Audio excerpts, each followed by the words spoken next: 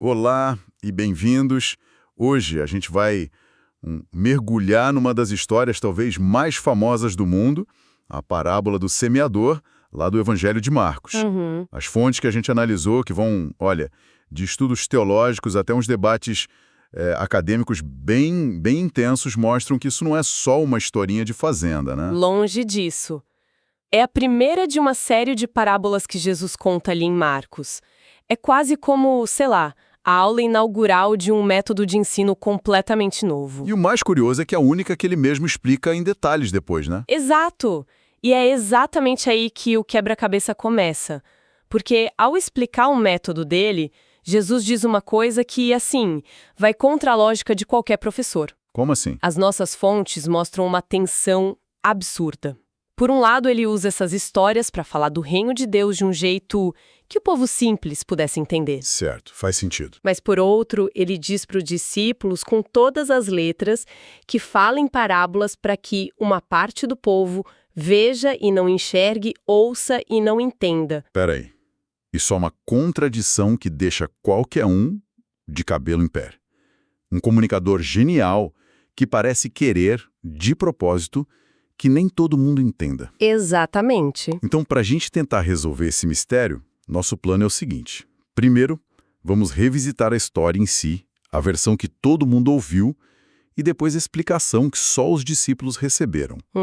E depois a gente vai fundo na polêmica. Vamos investigar um único versículo que, olha, gera debate há 2000 anos. Nossa missão, então, é desvendar essa estratégia. Era para esclarecer ou para esconder? E o que essa escolha diz sobre a mensagem e sobre o público dele? Beira do mar da Galileia, a multidão é gigante, tão grande que ele tem que subir num barco para conseguir falar com todo mundo. Imagina a cena, né? Ele do barco como se fosse um palco. Exato.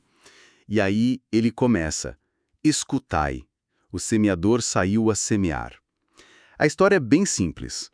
A semente cai em 4 tipos de solo. Uma parte cai na beira do caminho, vêm os pássaros e comem. Certo. Outra parte cai em terreno cheio de pedra. Ela brota super rápido, mas o sol vem e queima tudo porque não tinha raiz. A terceira parte cai no meio dos espinhos. Os espinhos crescem junto e sufocam a planta. E, finalmente, a última parte, que cai em terra boa, cresce e dá uma colheita enorme. A história termina, a multidão vai embora e Jesus fica sozinho com os discípulos mais próximos. É nesse momento, no particular, que ele entrega a chave, né? O código para decifrar a parábola. E qual é a explicação? A explicação, como as nossas fontes detalham, é uma alegoria bem direta. O semeador é ele mesmo e, por extensão, todo mundo que anuncia a mensagem dele. Ok. A semente é a palavra de Deus. E os solos? Bom, os solos somos nós. Cada tipo de terreno é um jeito diferente que as pessoas têm de reagir a essa mensagem. Certo, vamos detalhar isso porque a psicologia por trás de cada solo é fascinante. O primeiro, à beira do caminho. São aquelas pessoas que ouvem, mas a mensagem nem entra. É o coração indiferente, sabe? As fontes dizem que Satanás, que seriam os pássaros, vem e rouba a palavra. É a distração imediata, né? É a notificação do celular que chega bem no meio de uma conversa importante. A semente nem teve a chance de ser enterrada. Exato. E depois vem o terreno pedregoso. Esse eu acho muito interessante. Sim, porque esse engana. Uma alegria, um entusiasmo, nossa, contagiante. Mas é tudo superficial. Não tem profundidade, não tem raiz. E as fontes associam essa falta de raiz à falta de práticas que aprofundam a fé, tipo oração, estudo, perseverança. Assim que aparece a primeira dificuldade, a primeira tribulação, como o texto diz, a pessoa desiste. A empolgação não sobrevive ao primeiro desafio. Exato. Esse terreno pedregoso descreve perfeitamente a nossa cultura do entusiasmo que passa rápido, né? É o ciclo da resolução de Ano Novo. Nossa, é uma analogia perfeita. A gente se empolga, compra tudo, se matricula na academia, mas não cria o hábito, não cria a tal da raiz. Aí vem a primeira semana de chuva, o primeiro dia de cansaço e pronto.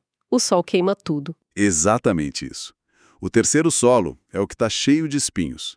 Nesse, a semente até consegue entrar, começa a crescer, mas ela não está sozinha, tem competição. Muita competição. Ela compete por luz, por água, por nutrientes. Com os espinhos. E o texto é bem claro sobre o que são esses espinhos.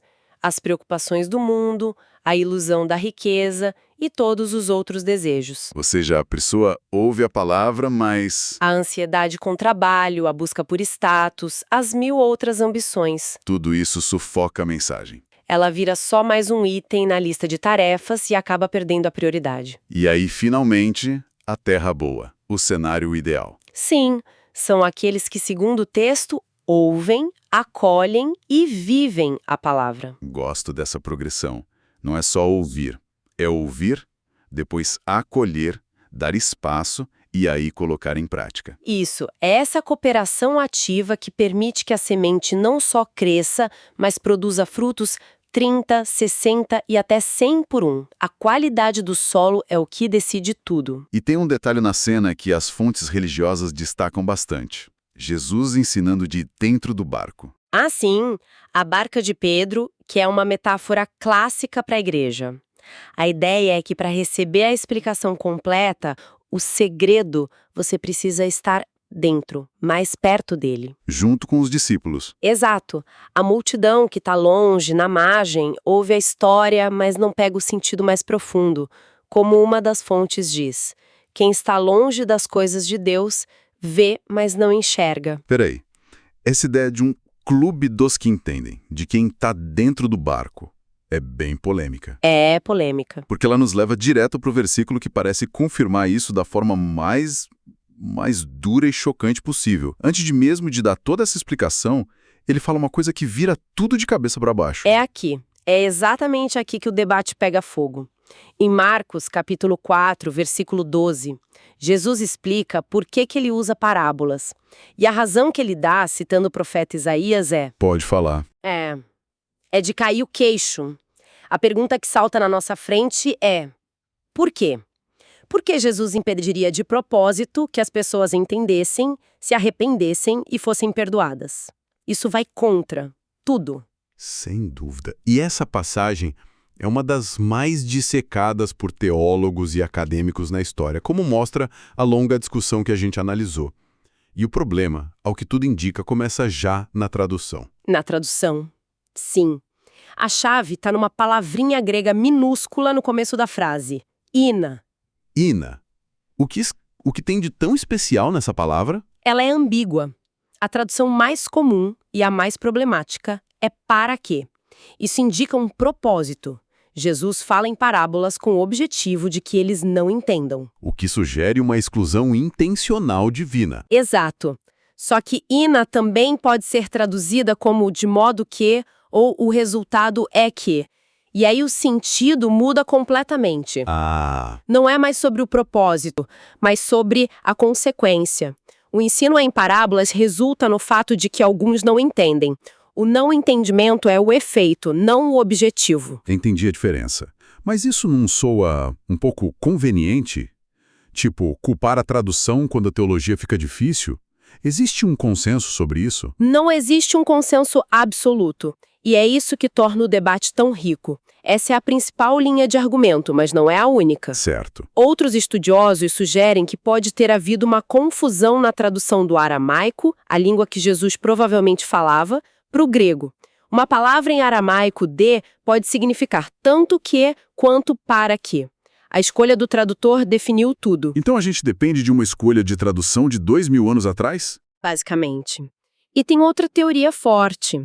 É a de que a frase é só uma forma abreviada de dizer e assim se cumpriu a escritura que diz. Porque é uma citação direta de Isaías 6. Aí o foco não seria a intenção de Jesus, mas mostrar como a reação do povo repetiu um padrão profético antigo. A discussão no fórum que a gente viu também traz uma outra camada para isso, que eu achei brilhante. Qual? A diferença entre entendimento cognitivo e aceitação espiritual. Um dos debatedores argumenta que a multidão podia sim entender o recado, Uhum. assim como os sacerdotes em outra passagem, que ouvem uma parábola e o texto diz que eles perceberam que era contra eles, ou seja, eles entenderam a crítica. Mas entender não é o mesmo que aceitar. Nossa, esse é um ponto excelente. E é fascinante como essa interpretação acadêmica se conecta de volta com a linguagem mais devocional, que fala da necessidade de um coração aberto. Exato. A parábola, então, funciona menos como um código secreto e mais como um teste de disposição, um filtro. Para quem tem o coração duro, desinteressado, é só uma história sobre sementes. Mas para quem está buscando algo mais, para quem sente que tem algo ali, a história vira um convite. Se você quer saber mais, chega mais perto, como os discípulos fizeram. Isso vira a chave completamente, porque tira o foco do mensageiro que esconde a mensagem e coloca no receptor, que escolhe não aceitar, mesmo entendendo o recado. Exatamente. A parábola revela a condição do solo. Ela não cria essa condição.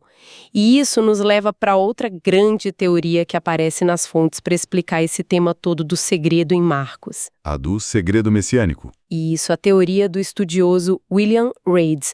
Ele basicamente sugeriu que todo esse mistério era uma ferramenta literária do autor do Evangelho. Como assim, uma ferramenta literária? O Reid estava tentando resolver um problema histórico.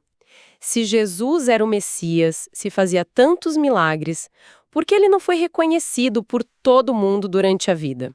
Porque a fé explodiu só depois da ressurreição. Boa pergunta. A resposta de Marcos, segundo Reid, seria: porque Jesus manteve sua identidade em segredo.